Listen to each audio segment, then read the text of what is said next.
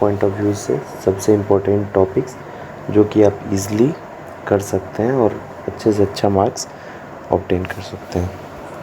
तो सबसे पहला टॉपिक है हमारे पास इंटीग्रल कैलकुलस।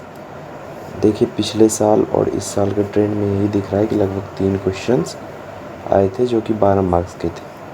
दूसरा टॉपिक है डिफरेंशियल कैलकुलस, उससे लगभग एक क्वेश्चन, कभी कभी 2 भी क्वेश्चंस आए थे जो कि 4 से 8 मार्क्स के थे।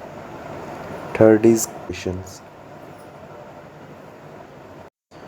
और थर्ड टॉपिक है यहाँ पे complex numbers and quadratic equations. तो इसमें से ट्रेंड यही रहता है कि एक क्वाड्रेटिक का और एक कॉम्प्लेक्स का, और इसमें कुछ अलग भी हो सकता है, कभी क्वाड्रेटिक के 2 आ जाते हैं या कभी कॉम्प्लेक्स के 2 आ जाते हैं। मैक्सिमम चांस यही होता है कॉम्प्लेक्स के 2 क्वेश्चंस होते हैं।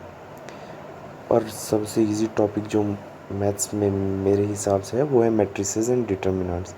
इसके बहुत नॉर्मल क्वेश्चंस आते हैं जो कि आप इजीली कर सकते हैं।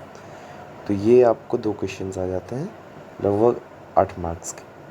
इसके बाद आ जाता है कोऑर्डिनेट। कोऑर्डिनेट सबसे इम्पोर्टेंट टॉपिक होता है क्लास 11th के मैथ्स का। इसमें सब कुछ ही आ गया, सर्कल आ गया, स्ट्रेट लाइंस आ गया, पैराबोला, हाइपरबोला, एवरीथिंग। इसके बाद आता है लिमिट्स एंड कंटिन्यूटी। इसमें से भी इजीली आपको क्वेश्चंस मिल जाएंगे, 2 क्वेश्चन से 3 क्वेश्चंस।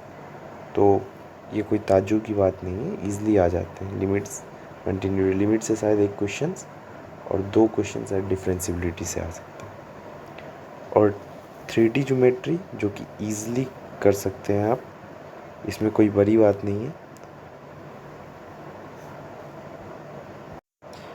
3D ज्योमेट्री क्योंकि इसके कॉन्सेप्ट्स काफ़ी कम हैं और क्वेश्चंस अच्छे खासे आ जाते हैं, क्योंकि 2 क्वेश्चंस अगर आ रहे हैं तो ये बहुत नॉर्मल क्वेश्चंस होते हैं। कभी नॉर्मल फाइंड करने के लिए बोल दिया जाएगा, कभी प्लेन फाइंड करने के लिए बोल दिया जाएगा। तो ये बहुत नॉर्मल क्वेश्चंस होते हैं, वो कोई बहुत ज़्यादा टफ नहीं होता। तो ये आप इजीली कर सकते हैं। सेट्स, रिलेशंस और फंक्शंस, फंक्शन से बहुत नॉर्मली क्वेश्चंस आते हैं, सेट से शायद ही कभी आए, और फंक्शन से तो ज़रूर मेरे हिसाब से एक तो आ ही जाता है। तो एक ये हो गया, और बाइनोमियल थ्योरम से भी एक, तो वो भी कोई बहुत बड़ी बात नहीं है। और सीक्वेंस सीरीज से भी एक, जो कि आप शुरू में ही पढ़ते हैं, तो उससे भी एक क्वेश्चन। और मैथमेटिकल रीजनिंग, ये आप मुश्किल से 2 घंटे पढ़ के भी इस टॉपिक को कंप्लीट कर सकते हैं। और उसके बाद आता है डिफरेंशियल इक्वेशन। डिफरेंशियल इक्वेशन आप शुरू से ही थोड़ा सा पढ़ें तो आप इजीली कर सकते हैं, और एक क्वेश्चंस आते हैं, इससे कोई बहुत ज़्यादा नहीं आता।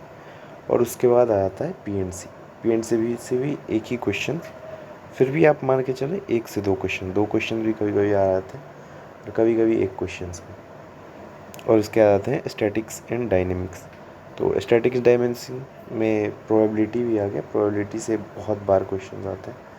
कई बार होता है कि स्टैटिक्स से ना आए और प्रोबेबिलिटी से क्वेश्चंस आ जाए, पीएनसी से ना आए, प्रोबेबिलिटी से आ जाए, तो वो कोई बड़ी बात नहीं है। Thank you so much.